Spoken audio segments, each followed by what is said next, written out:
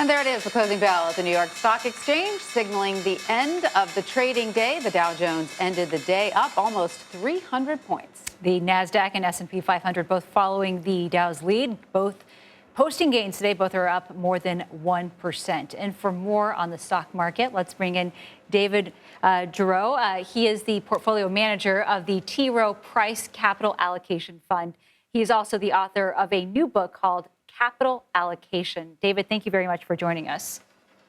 Thank you for having me. Absolutely. You know, David, 2022 has obviously been a volatile year so far for the stock market. So what are some of your top investment picks right now?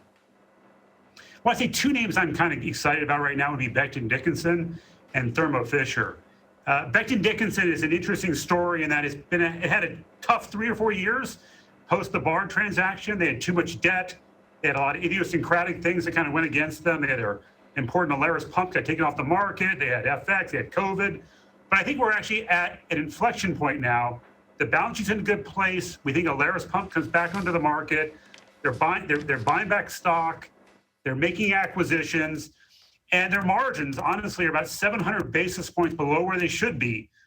And from my perspective, this is a company that should be able to compound earnings at a double-digit rate for the next 5 years, and the multiple should go up. So we think you can double your money in Becton over the next 5 years. Thermo Fisher, again, it's a little bit different story. Doesn't have the same kind of tough 3 to 4 year story, but it's just a company that basically can grow earnings twice out of the market, organic growth rate twice out of the market with below average cyclicality.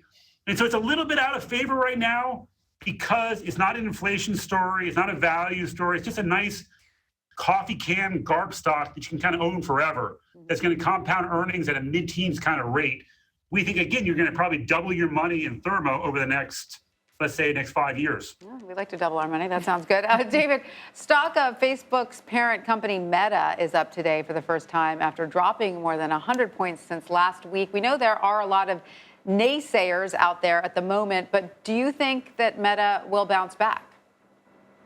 I would say, we've been underweight Facebook or Meta for a while now. I mean, we've kind of favored Amazon and Google, but I think it's time to start doing the work on Facebook, especially in the low 200s. I mean, there's a lot of uncertainty around Facebook, around TikTok, around margins, about capital intensity.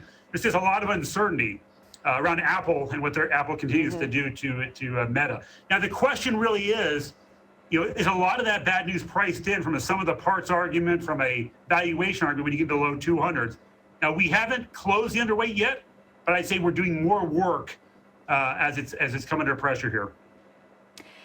David, also a big issue we keep hearing about, certainly feeling also, is inflation. The Consumer Price Index report out tomorrow is expected to show inflation increased even further last month. So a lot of us want to know, when are we going to see those prices stop rising?